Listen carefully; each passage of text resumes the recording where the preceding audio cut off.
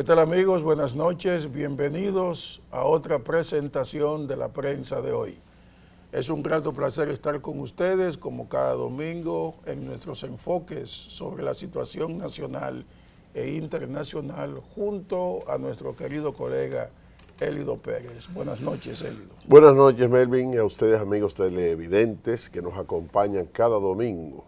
Estamos muy contentos de poder nueva vez cumplir con este esfuerzo desde donde intentamos hacer nuestros aportes en favor del fortalecimiento institucional y la consolidación de nuestra democracia. Así lo hacemos. Empecemos con dos notas internacionales relevantes ocurridas este fin de semana. La primera de ellas, el trágico deceso del ex primer ministro de Japón, Shinzo Abe, quien fue baleado el pasado viernes mientras pronunciaba un discurso. Fue baleado por la espalda por un sujeto que ya está detenido en manos de las autoridades. Shinzo Abe terminó su mandato presidencial en el 2020 cuando renunció alegando problemas de salud. Y ayer el viernes estaba en una manifestación probablemente proselitista, no sé con qué finalidad, porque en Japón el primer ministro que renuncia o se va o termina su mandato no vuelve. Abe era un teórico de la ciencia política y de la economía japonesa. Gobernó esa nación durante un periodo breve, después de haber hecho unas propuestas económicas conocidas como Abenomics, que incluían reforma económica, incluían fortalecimiento de la economía de mercado japonesa y otras medidas adicionales. Abe fue un primer ministro que tuvo unas relaciones muy estrechas con Occidente, especialmente con Estados Unidos y la Unión Europea. El otro acontecimiento internacional fue la renuncia del primer ministro de Inglaterra, Boris Johnson, quien vio así finalizado su periodo de gobierno, que comenzó en el año 2019. Gobernó 2 años y 349 días y tuvo que renunciar después que 2 de sus ministros más influyentes renunciaron y le siguieron 50 funcionarios más del gobierno. Le desbancaron el gobierno. Ese sistema parlamentario donde cuando usted pierde la mayoría en el parlamento, tiene que renunciar, tiene que irse porque se gobierna con una mayoría. Y él se caracterizó principalmente por un populismo desmedido y pretendió con aquella conducta a veces altisonante, calar, pero poco a poco fue desgastándose y generando desconfianza y es ahí el resultado. No solamente eso, sino que perdió el apoyo por cuestiones muy simples. La primera de ellas fue una fiesta de cumpleaños que hizo en plena pandemia, mientras los millones de ingleses estaban confinados. Él hizo una fiesta muy concurrida en Downing Street 10, donde está la sede del gobierno británico y donde vive el primer ministro también, y eso causó un malestar enorme que le provocó muchas críticas. Y después un escándalo sexual ahí de un hostigamiento y una cosa que pareció complicarle la cosa mucho más. El surgimiento de líderes a nivel así internacional vinculados a ese boom que pudiese generar que la gente tiene un hartazgo por el liderazgo tradicional, después termina siendo decepciones. Decepciones.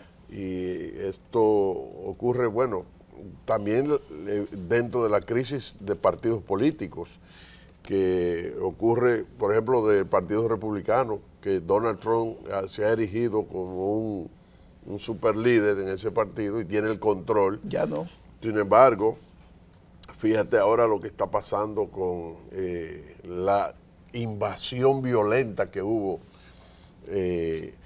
en Estados Unidos cuando las huestes de Donald Trump ocuparon el Capitolio. Y fíjate lo que ha ocurrido. Sí, lo han arrinconado a él como principal responsable y enfrenta cargos penales ya. Así es. De manera que el parlamentarismo británico le puso ya, sacó del camino político a Boris Johnson, un hombre que estaba con una popularidad increíble. Lo que está de moda, bueno, te lo voy a dejar a ti, pero lo que está muy caliente en nuestro país, para que aterricemos acá, es el expediente Medusa. Ese caso Medusa. Y entonces,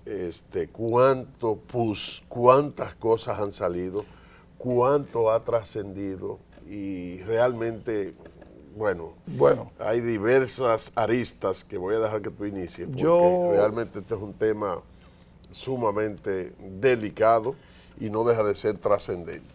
Cuando comenzaron las investigaciones del caso Medusa y cuando detuvieron al ex procurador Jean Alain Rodríguez, yo escribí un par de artículos defendiendo a Jean Alain Rodríguez. Y cuando comenzaron las versiones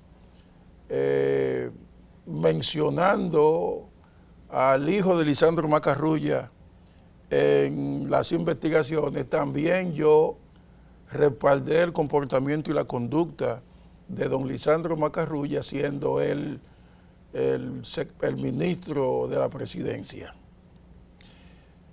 Pero en honor a los hechos, en honor al elemento fáctico, que es lo que cuenta en el ejercicio periodístico y en la vida misma, y en derecho, sobre todo ahora que yo estoy terminando la carrera de derecho, me he dado cuenta que lo que importa son los hechos, las pruebas y las evidencias.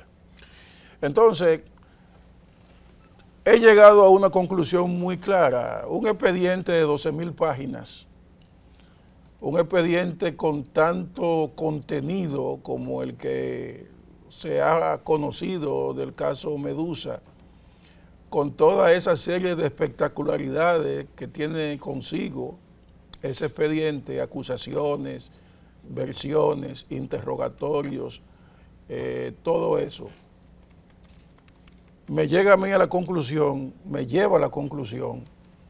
de que ese expediente no puede ser un invento.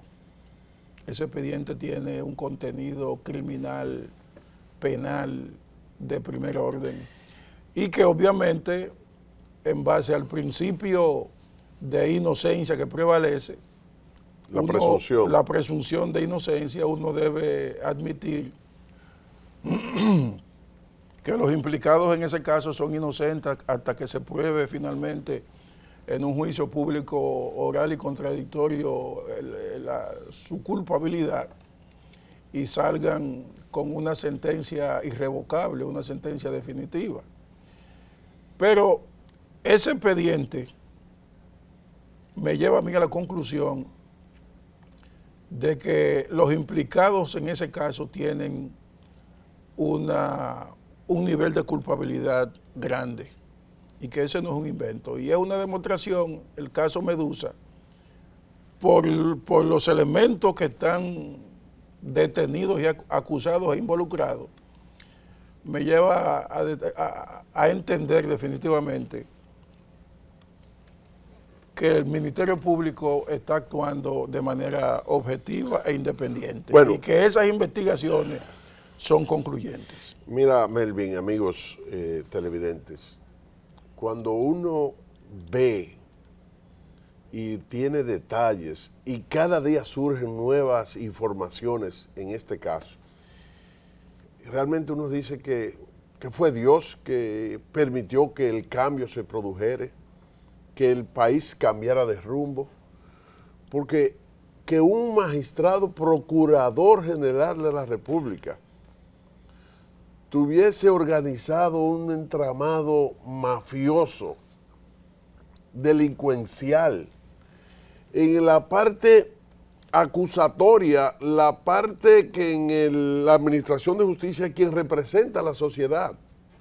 Y lleva la acusación. Y por supuesto, y que tuviese este nivel de involucramiento asociado al crimen tú dices, wow, ¿y a dónde vamos a llegar? ¿A dónde íbamos a llegar?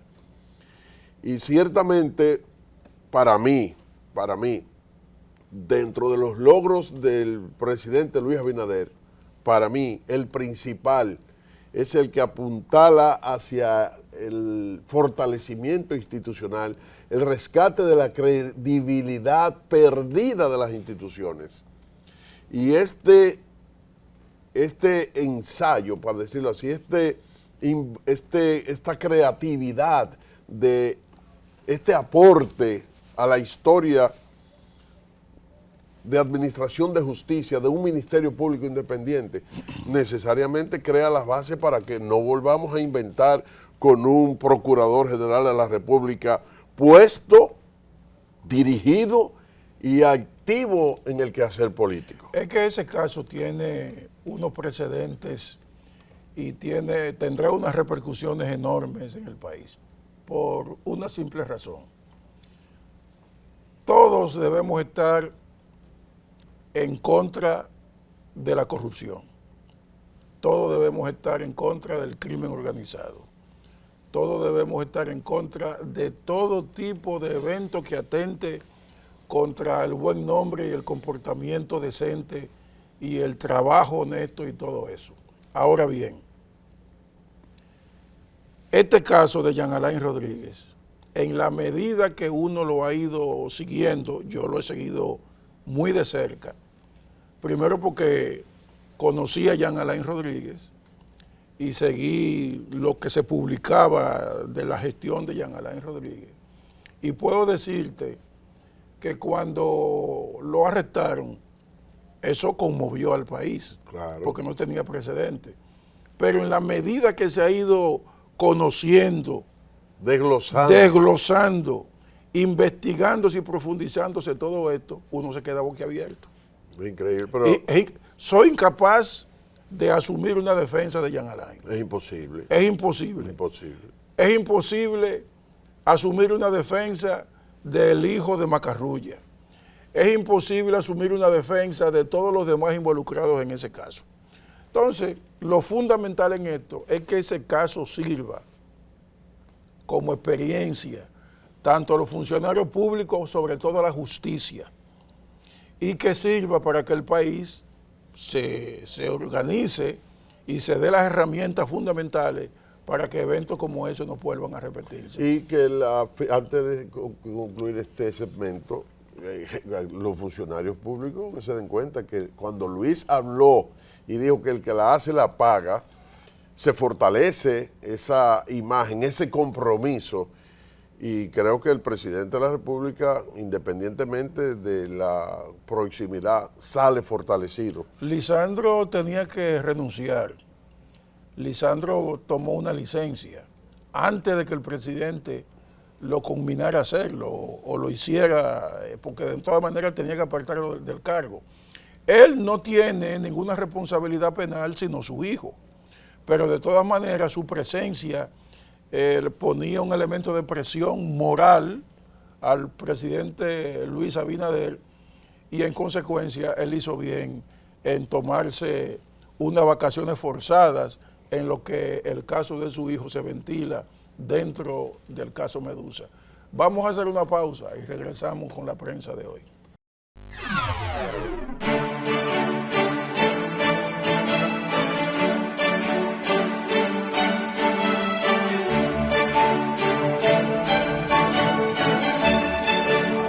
Hoy para nosotros es un día, yo digo, histórico, porque podemos dar la noticia a toda la ciudad de Santiago, un deseo que tenía el presidente de la República, Luis Abinader, desde hace mucho. Rescatar lo que es este lugar emblemático de la ciudad de Santiago, el Hotel Mercedes. Una pieza histórica como es el Hotel Mercedes, aquí tenerlo cerrado. Le pedimos a la Fundación Banreservas que con los buenos resultados que tiene, bueno, pues la Fundación también tiene más recursos para que esta propiedad sea el Museo Banreservas de Arte Moderno de la ciudad de Santiago.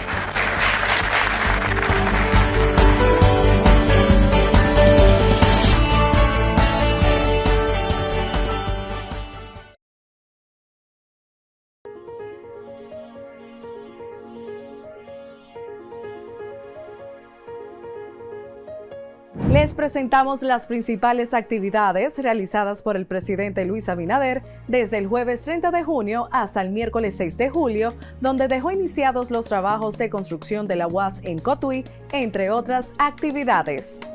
La construcción del recinto de la Universidad Estatal dinamizará la economía en la provincia Sánchez Ramírez, generando alrededor de 600 empleos directos con una inversión de más de 983 millones de pesos. El presidente Luis Abinader, durante su recorrido por Cotuí, se reunió con 244 microempresarios a quienes les entregó 41 millones de pesos en préstamos a través de Promipyme. Visitó la jornada de inclusión social Primero Tú, durante la cual se han atendido a casi 100.000 dominicanos y entregó 2.500 tarjetas Supérate. Además, dotó de 25 viviendas equipadas a igual cantidad de familias e inauguró la Feria Científica y Tecnológica.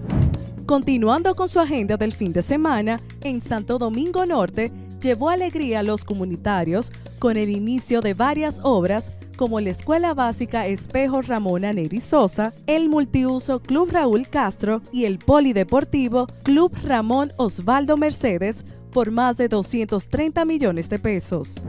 El mandatario recibió las cartas credenciales de 8 nuevos embajadores, entregó la medalla a la Excelencia Magisterial 2022 y encabezó la apertura nacional de los programas de residencias médicas. Finalmente, cerró la semana con la puesta en marcha del Decreto 31-22, que prioriza las MIPYMES industriales en los procesos de compra y contrataciones de 18 instituciones públicas. Para ampliar estas y otras noticias, visita www.presidencia.gov.do.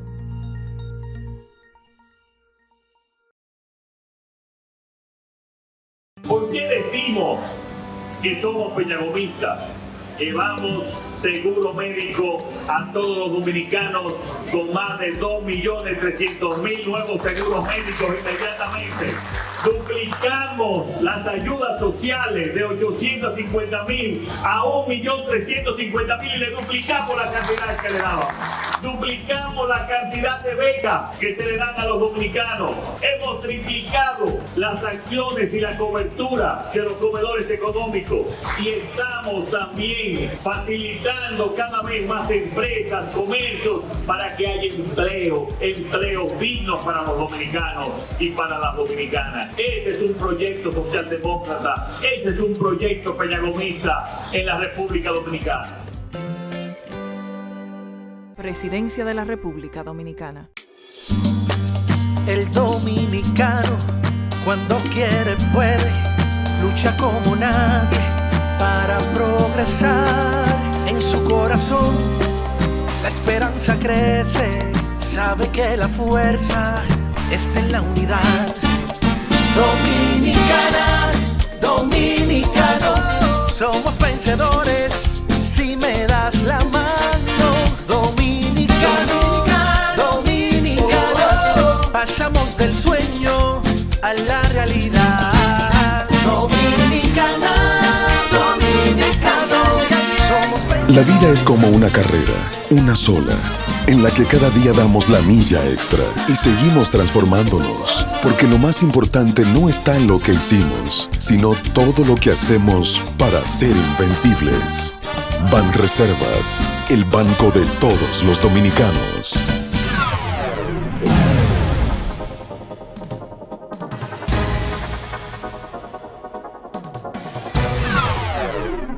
Continuamos con nuestro programa La Prensa de hoy domingo 10 de julio del año 2022. Más de la mitad del año 22. Sí, vamos. La gente dice vamos de manera así como, ¿verdad? Este año va rápido, ¿no? Va igual que siempre. Sí. Los mismos minutos, los mismos días. Pero volviendo al caso que estábamos comentando anteriormente, las cosas que surgen, y yo te voy a decir algo, cuando mucha gente ha criticado y que por qué tanto tiempo y la investigación y que la medida de coerción y que se venció y que mucho tiempo confinado y la presión en algún momento mediática y también de los abogados de la defensa, que las pruebas que han ido apareciendo, esto parece que cada vez aparecen nuevos elementos que incriminan y que develan esta gran organización delincuencial que ha dejado sorprendido a mucha gente. Incluso trascendieron de que el príncipe Jean Alain tenía pretensiones políticas que iban más allá de ser solo dirigente del movimiento renovador, que activó en apoyo al presidente Medina, porque... No, el movimiento renovador es del general. No, eso es otra cosa. Ese se llamaba, ¿qué renovación? Bueno, el cívico renovador es otra cosa. Sí, ya es de nuestro amigo Zorrilla Osuna. Pero el hecho de que se habla de que hasta contrataron una asesora internacional mexicana, bueno, eso habla del nivel de ego, yo diría, perdóname, que esa es la parte folclórica del asunto, la parte cómica del asunto, porque si tú estás hablando de que Jean Alain como procurador aspiraba a ser presidente de la República, tú estás diciendo que está violando uno de los elementos fundamentales del ejercicio del procurador, que es la politicidad y el apartidismo. Pero la acusación formal involucra a 41 personas y 22 empresas, incluyendo el procurador, que está preso, y que se habían apropiado de más de 1.000 millones de pesos, una suma que todavía a mí me parece pequeña en relación a la magnitud de todo el entramado que se ha puesto en ejecución. Los nombres de Lisandro José Macarrulla, Rolando Sebelén Torres, José Antonio Santana Julián, Felipe Fernández de Castro, Miguel José Moya, además de otros empresarios de la construcción. Se está hablando de que muchos de los allegados a Jean Alain que están involucrados en ese caso han aportado pruebas, han dado declaraciones en los interrogatorios al Ministerio Público.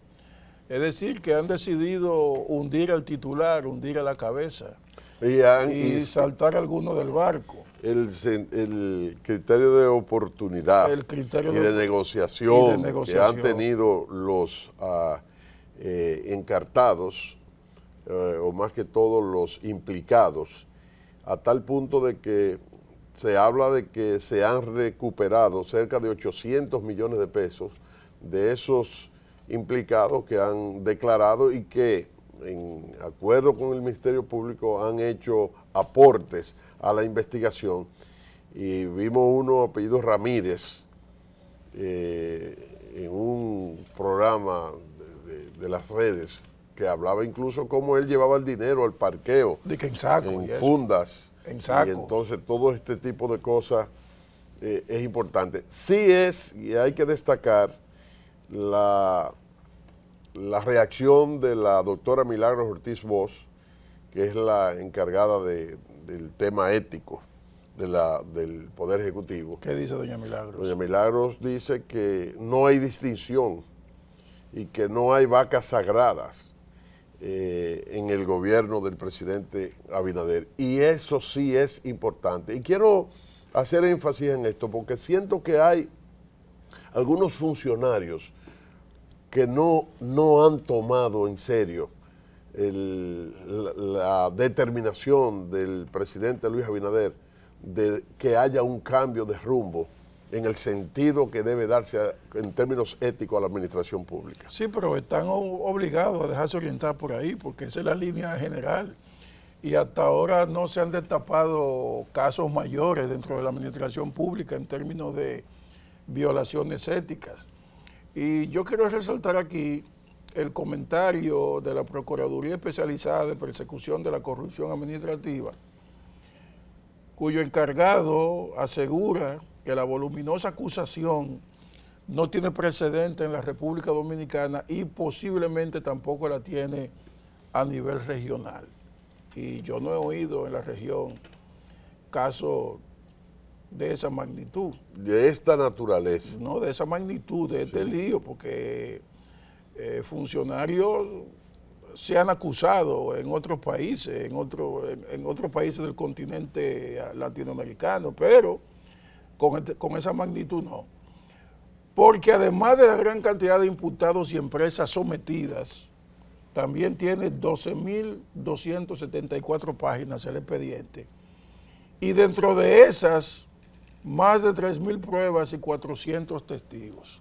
De manera que estamos frente a un caso que no puede ser un invento del Ministerio Público. Esa simple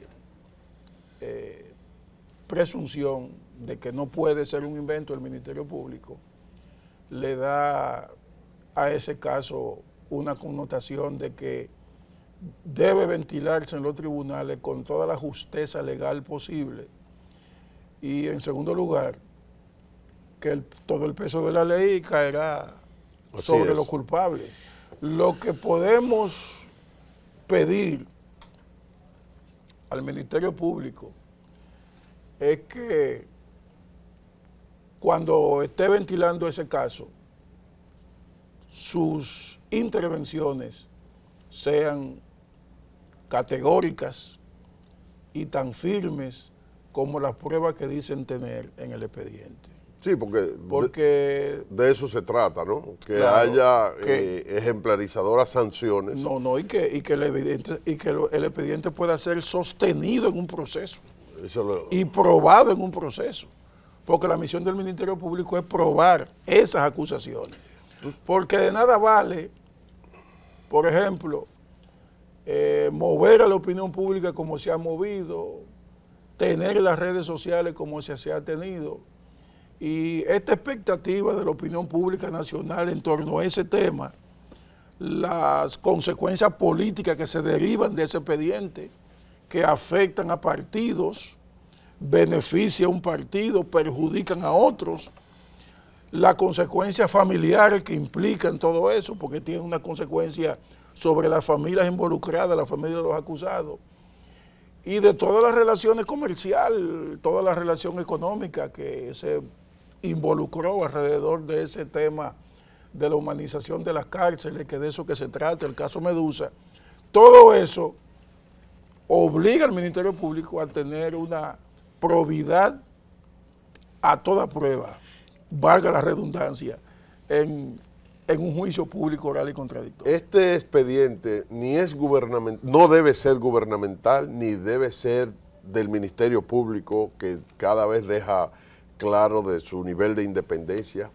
Estos expedientes ligados al robo del erario son expedientes de la sociedad. Claro. Y la sociedad tiene que estar vigilante porque por lo que hemos vivido históricamente, ha habido expedientes de corrupción, ha habido denuncias, ha habido investigaciones, pero cuando llegan a los tribunales se diluyen. Y esa justicia independiente, ese Ministerio Público independiente requiere igual la sociedad dominicana que la judicatura sea igual revestida con ese nivel de independencia. Y entonces el pesimismo pudiese arropar, a juzgar por lo que hemos visto con los expedientes de Tucano, el expediente de Odebrecht, de los Tres Brazos, que se avanza, se investiga, se discute, se denuncia, y cuando llega a los tribunales, entonces ahí como que desaparece. Eso me obliga a preguntarte a ti ahora, como entrevistado que te voy a poner ahora. ¿Tú crees que tenemos una justicia? Cuando hablamos de justicia estamos hablando de jueces. ¿Tú crees que tenemos una justicia con los pantalones bien puestos para llevar ese proceso como se debe? Siempre se ha dicho de la... Porque tú acabas de mencionar Odebrecht, sí. Tú acabas de mencionar Tucanos, tú acabas de mencionar, los Tres Brazos. Para mencionar y algunos. Los tres fueron absueltos. Sí, prácticamente. Sí, prácticamente. No hay un preso. Yo quiero interpretar el temor de una sociedad. La sociedad dominicana no quiere sometimientos. Nosotros requerimos condenas, confiscación de bienes. ¿Por qué? Porque si tenemos pobreza, si tenemos barrios marginales, si tenemos desempleo, si tenemos todavía una deuda social acumulada, está relacionada con que el dinero de combatir, de ejecutar políticas públicas concretas que le den la cara a la pobreza, es porque el dinero se lo ha robado, se lo han llevado en las uñas. Y entonces esa judicatura, esos jueces que todo el mundo señala que fueron designados y trabajados por un expresidente de la República que tiene control, esos jueces, esa sociedad tiene que estar pendiente y exigir y velar para que haya sanciones que sean aleccionadoras para que podamos caminar hacia la institucionalidad, podamos tener la garantía de que cuando llegue un funcionario público a determinada rol, se sepa que no va, tengamos algún nivel de garantía de que no se va a robar el dinero del Estado. Sí, pero también recuérdate que es con apego al derecho que esta gente tiene que ser tratado, este proceso, en apego al derecho.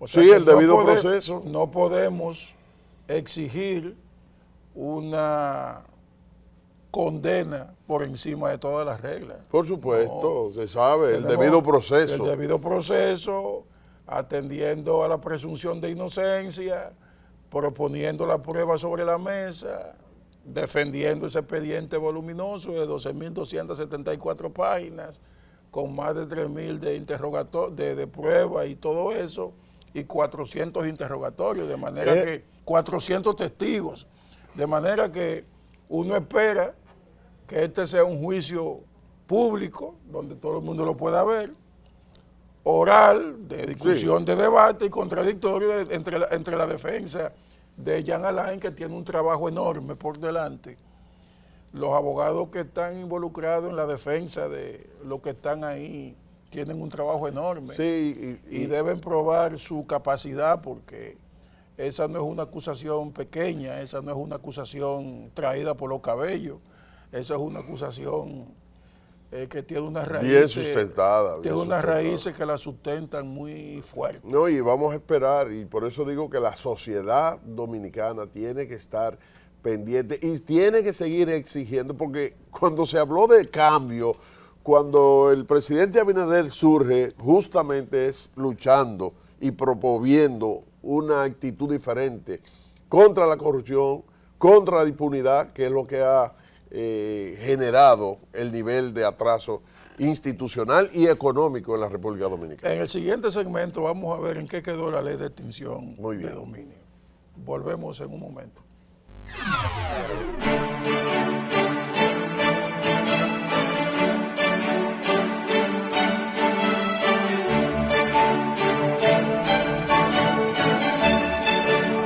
Hoy para nosotros es un día, yo digo, histórico, porque podemos dar la noticia a toda la ciudad de Santiago, un deseo que tenía el presidente de la República, Luis Abinader, desde hace mucho.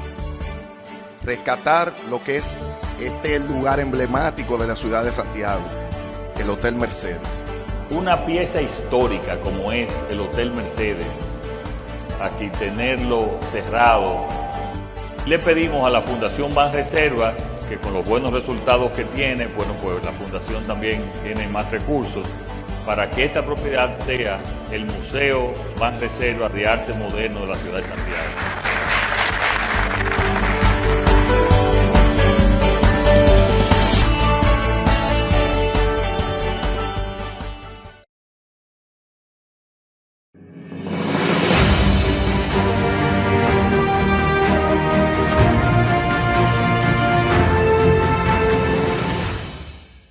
El Infotec suscribió acuerdos con el Consulado Dominicano en Nueva York y la Organización Hispanos Unidos, así como con el apoyo del Consejo Nacional de Gestión Presidencial y el Instituto Dominicanos y Dominicanas en el Exterior, para desarrollar un plan de formación y capacitación para criollos residentes en Estados Unidos y para quienes estén en proceso de viaje hacia esa nación.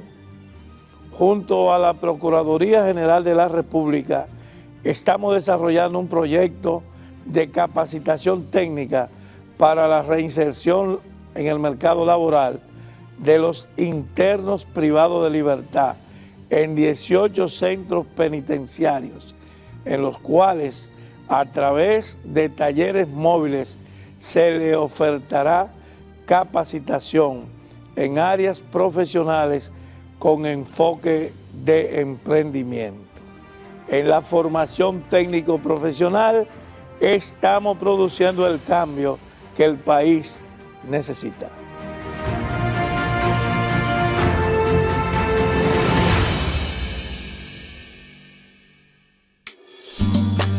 El dominicano, cuando quiere puede, lucha como nadie para progresar. En su corazón la esperanza crece, sabe que la fuerza está en la unidad. Dominicana, dominicano, somos vencedores si me das la mano. Dominicano, dominicano, pasamos del sueño a la realidad. Dominicana, dominicano, somos vencedores. La vida es como una carrera, una sola, en la que cada día damos la milla extra y seguimos transformándonos, porque lo más importante no está en lo que hicimos, sino todo lo que hacemos para ser invencibles. Banreservas, el banco de todos los dominicanos.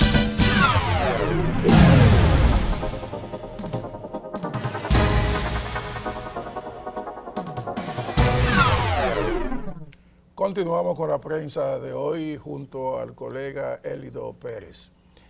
¿En qué quedó la ley de extinción de dominio esta semana? ¿Qué pasó el jueves y el viernes con la ley de extinción de dominio?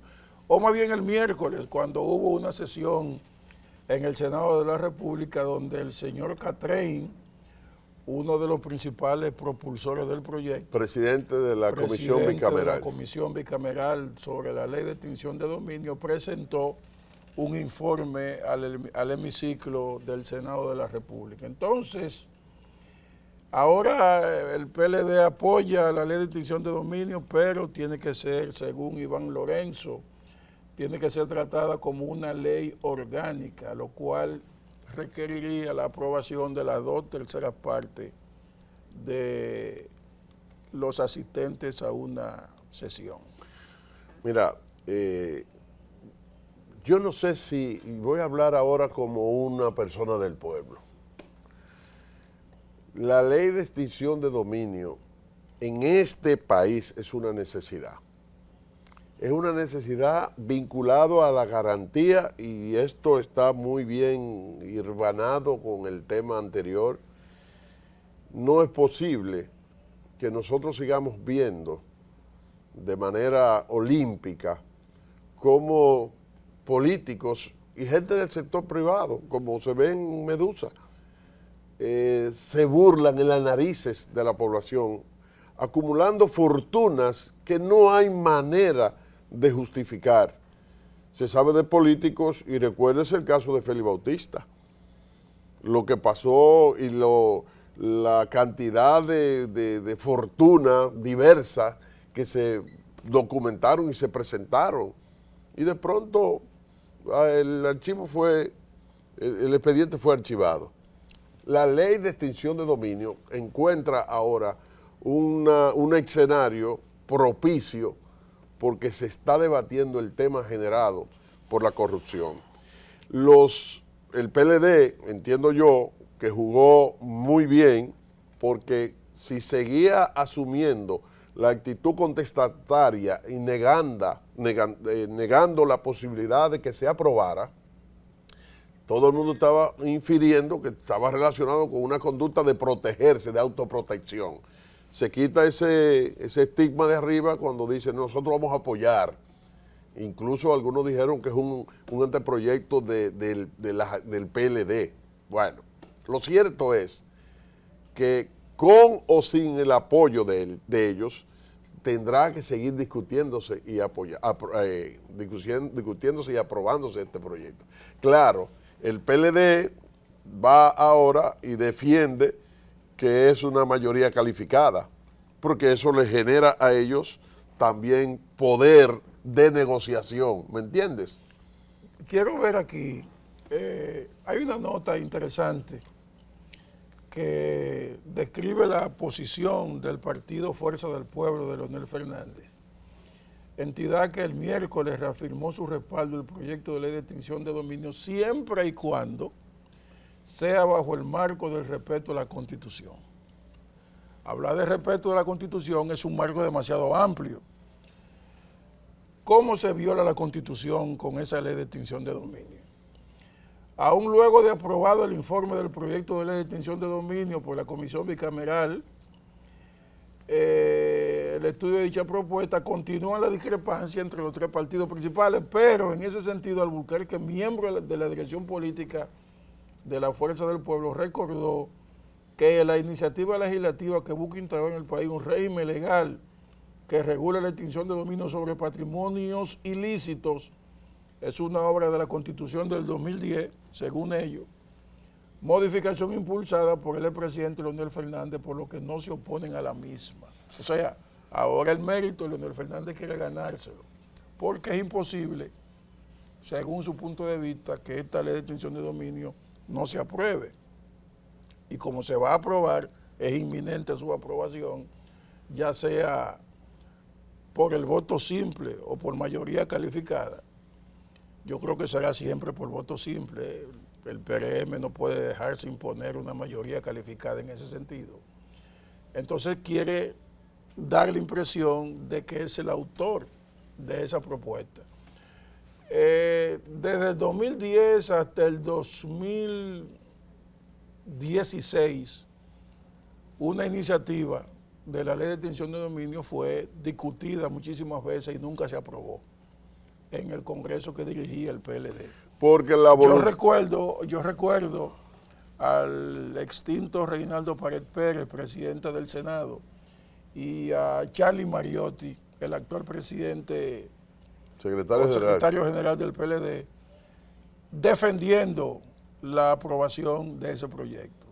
Pero aún estando el PLD controlando el Congreso, no se logró su aprobación. Porque la voluntad política del liderazgo de ese partido se oponía. Ahora tenemos al presidente de la República promoviendo, insistiendo, reuniéndose con los legisladores del partido. Ahora vemos el partido oficial, en voz de José Ignacio Paliza, su presidente, promoviendo, insistiendo y declarando que se va a aprobar y que debe ser aprobada la ley de extinción de dominio. Cuidado con eso, porque tú puedes dar a entender que hay una interferencia del presidente de la República en la gestión congresional. Sí, pero la injerencia... Y el presidente ha tenido bastante cuidado en ese sentido. Nótese que la única declaración que él ha dado fue la que hizo junto a Robert Thomas en la Embajada de los Estados Unidos y prometió en ese caso que la ley será aprobada.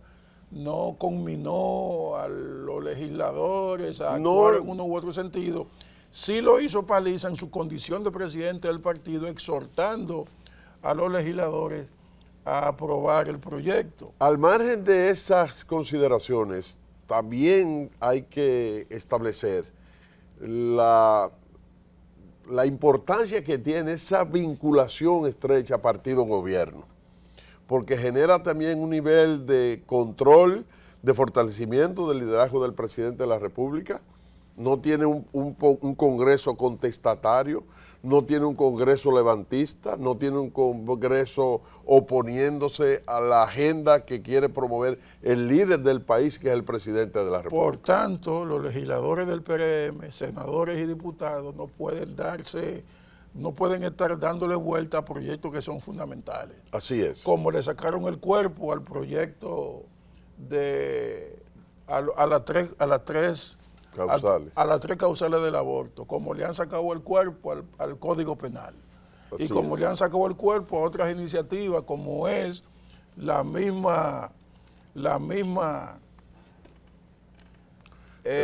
mismo barrilito, por ejemplo, que eso se olvidó, ya eso ni se habla de eso. Y se sabe que los legisladores están cogiendo todo su cuarto con el barrilito.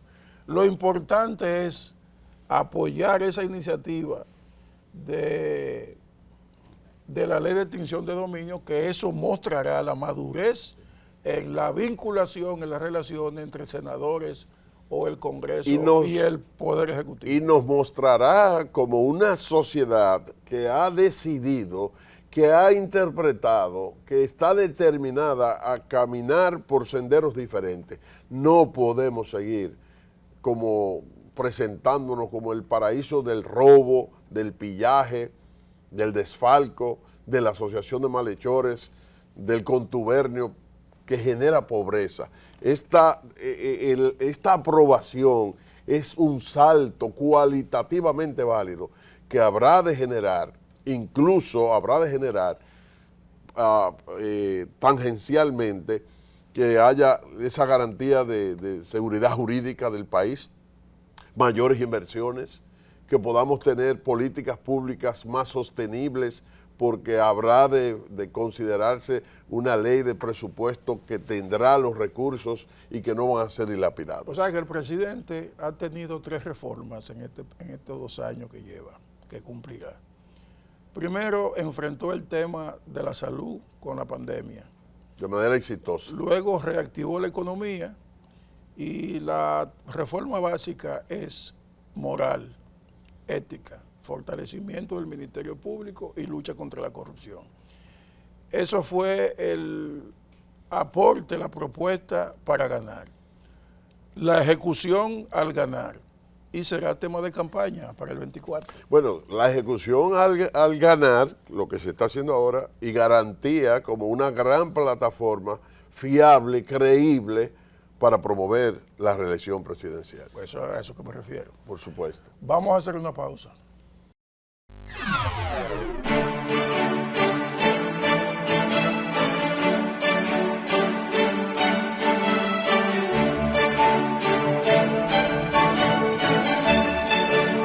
Hoy para nosotros es un día, yo digo, histórico, porque podemos dar la noticia a toda la ciudad de Santiago, un deseo que tenía el presidente de la República, Luis Abinader, desde hace mucho. Rescatar lo que es este lugar emblemático de la ciudad de Santiago, el Hotel Mercedes. Una pieza histórica como es el Hotel Mercedes, aquí tenerlo cerrado.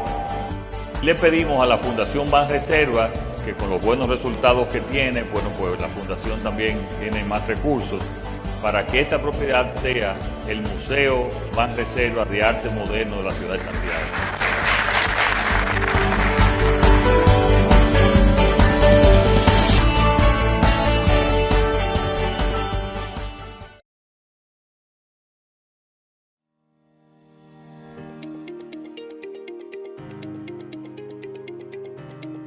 Una pequeña acción puede generar grandes cambios. Por eso en la CAS, si no estás al día con tu factura del agua, te la ponemos aún más fácil para que puedas realizar tus pagos con descuento de amnistía de hasta 95% y en cómodas cuotas para seguir conectado a este y otros servicios. Realiza tu solicitud de amnistía vía telefónica o presencial para adquirir una cita con uno de nuestros representantes. Aprovecha esta oportunidad por tiempo limitado y ponte al día con el agua. En la CAS, conectamos el agua a tu vida. El dominicano, cuando quiere puede, lucha como nadie para progresar. En su corazón la esperanza crece, sabe que la fuerza está en la unidad. Dominicana, dominicano, somos vencedores si me das la mano. Dominicano, dominicano, pasamos del sueño a la realidad. Dominicana, dominicano, somos vencedores. La vida es como una carrera, una sola, en la que cada día damos la milla extra y seguimos transformándonos, porque lo más importante no está en lo que hicimos, sino todo lo que hacemos para ser invencibles. Banreservas, el banco de todos los dominicanos.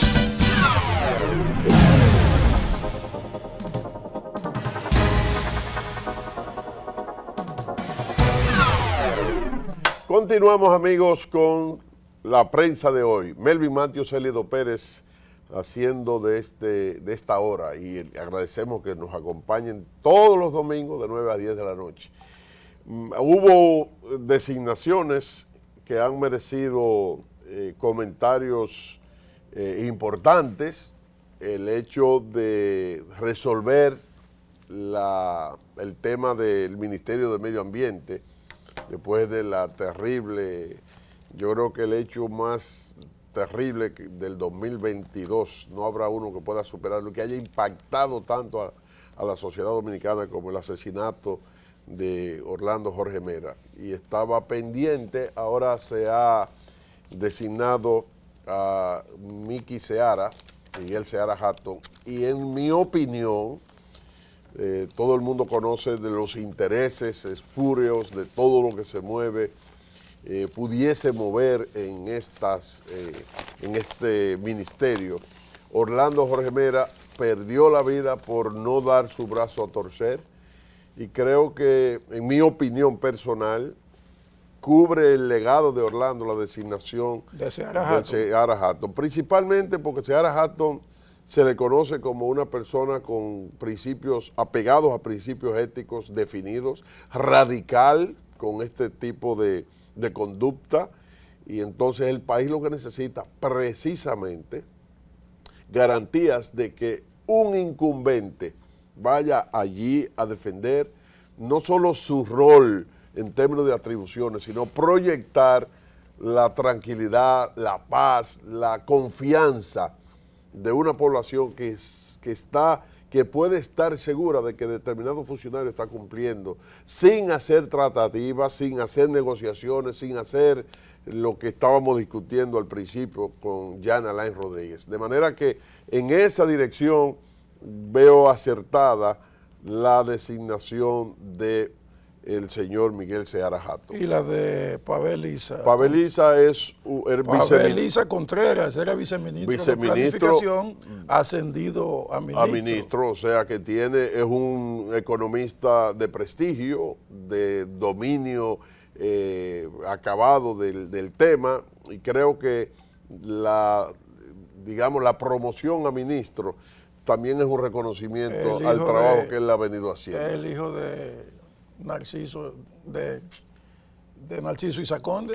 Estas designaciones también... Pero no estudió marxismo-leninismo, ni estudió en Cuba, ni estudió en la Unión Soviética, ni estudió economía socialista. Es un hombre de libre mercado, de globalización, que estudió en universidades muy importantes, egresado de otras universidades de Estados Unidos, como la Universidad de Chicago. O sea, no tiene una formación de marxismo-leninismo, ni de materialismo histórico, ni nada de eso. Sí hay algo importante que yo reconozco en la impronta de Seara Hatton y de su equipo, incluyendo a Pavel Issa. Sí. Es una política de territorialización de políticas públicas. Está bien. Ellos están claros en que no puede haber avance ni desarrollo si no se da esa territorialización de políticas, porque no están basados en lo abstracto. Pero defienden la globalización, el libre mercado, defienden la apertura de los mercados, defienden todo lo que hoy está de moda a nivel mundial. La economía capitalista abierta y todas esas cosas. Eso no es nada diferente. Lo que sí es diferente a esas economías estatizadas que procura Cuba, que procura Venezuela, que procura Corea del Norte, la Unión Soviética y todas esas cosas. Entonces, un hijo de Narciso Isa Conde, un hijo de Narciso Isa Conde dejó a su papá atrás. Dejó esos pensamientos radicales y todas esas cosas atrás. Lo resalto porque está sirviendo como funcionario de alto nivel en un gobierno democrático, en un gobierno de mentalidad, de cambios profundos, de reformas. Entonces, capitalista y una economía pública, una economía abierta, una economía de mercado. O sea, que no está sirviendo en un gobierno radical, ni de izquierda, ni nada de eso. Tú sabes, está en un gobierno socialdemócrata, si tú quieres. Yo quiero decirte, tú sabes que yo soy parcial, pero yo quiero felicitar al presidente de la República. Y yo quiero decirle a usted, señor presidente, que yo me siento representado, dignamente representado, por su gestión de gobierno, pero eso debería, por los cambios. Eso debería tú tratarlo personalmente. No, yo lo digo por aquí para que la gente entienda que cuando el país se le da la oportunidad de ser dirigido de manera diferente, con una decencia, con una entrega, con una capacidad de escuchar, de dialogar, de ponerse al frente de situaciones que nunca antes nadie se había atrevido. Porque yo me voy hasta un asunto sencillo, que tuvo que intervenir su liderazgo, la aprobación para prohibir el matrimonio infantil, que de eso no se habla, pero eso no lo aprobaron los legisladores sin la intervención del presidente. No, el presidente jugó un papel fundamental. O sea, impulsar. Él tuvo que persuadir a los legisladores. Fue parte de su agenda y de doña Raquel Arbaje, primera dama, a propósito de que la sociedad tiene que ser cuidada íntegramente, en un sentido de integridad, no solo los aspectos que tienen que ver con alimentación, con educación. Hay una parte que tiene que ver con esa conducción de una sociedad nueva basada en valores, y eso también hay que destacarlo. Pero dice Leonel Fernández que el presidente no sabe gobernar. No, porque el presidente, su esquema... Ese es el sustento de la campaña de la Fuerza del Pueblo.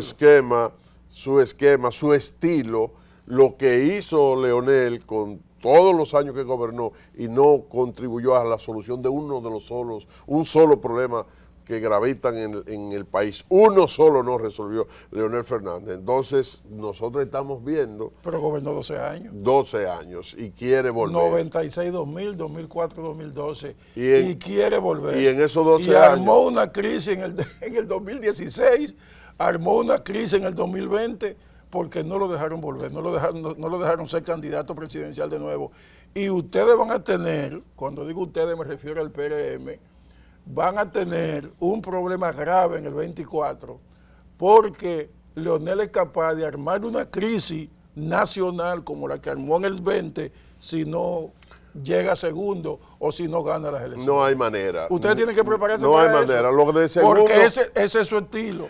Leonel Fernández es el único líder político en este país que ha llevado una turba al Congreso dirigido por su propio partido, al Congreso controlado por el presidente, por el Partido de Liberación Dominicana. Ahora hay una... Y es el único candidato, el único líder político que es capaz, porque lo ha demostrado, de armar un rebú si no lo dejan ganar. Bueno, pues te voy a decir algo. Así que prepárense para eso. El rebú que le hizo al PLD cuando se fue no se lo podrá hacer al país, porque ahora de lo que se trata es del país. Bueno. El país que se dio cuenta a tiempo de que los cambios han generado un relanzamiento de la institucionalidad, y ese otrora líder y expresidente no tendrá otra cosa que no solo ver de las gradas. Y están engañando la fuerza del pueblo al país, diciendo que de los escasos 4% que sacaron en las elecciones del 2020, ya se han cuadruplicado, se han multiplicado por 10 en menos de 2 años. Eso yo me dio pena, vi a Roberto Rosario en una comparecencia en un programa matutino el pasado jueves, y me dio lástima porque este hombre dice ahora que tienen encuestas del sector empresarial y de la clase política, no identifica cuáles son esas encuestas, donde Leonel está empatado con Abinader, 40-41. Es increíble. Óyeme, pero eso es una charlatanería tan grande, y excúsenme el término, que tú te pones a pensar... Tú eres generoso, que solo le llaman charlatanería. Óyeme, usted sacó hace menos de 2 años, en unas elecciones de 2020, menos del 5%. Le pusieron 5 en ese reperpero y en esa queja, en esa querella que armaron. Le pusieron 5. Y usted me está diciendo a mí que su crecimiento ha sido tan expansivo que ya usted tiene el 40%. Increíble. Por favor, Increíble. no jueguen con la cabeza de la gente, que nadie puede creer eso. Escogiste el mejor chiste para cerrar, no el chiste tuyo, sino Óyeme, del señor Rosario, pero ojalá, para cerrar el programa de hoy. Pero es un chiste. Venía a decirle ahora a la opinión pública nacional que Leonel tiene 40 o 41. Óyeme, yo creo que el lío es faltar el respeto a la nación. La vocación liosa que tú le atribuyes al presidente Fernández va a estar dirigida a su anterior partido, donde van ellos a pelear a ver quién va a quedar en segundo lugar. No, eso no va dirigido a su antiguo partido, no, eso va dirigido contra el partido de gobierno, que es el único que le puede ganar unas elecciones. Pero al final se va a convertir el lío entre ellos a ver quién queda en segundo, si el PLD o la Fuerza del Pueblo. Hemos terminado. Hemos terminado, amigo Élido. Hicimos un programa con un poco de agitación al final. Sí, hace falta. El próximo domingo, Élido Pérez y Melvin Matthews estarán con ustedes en otra presentación de la prensa de hoy. Hasta entonces.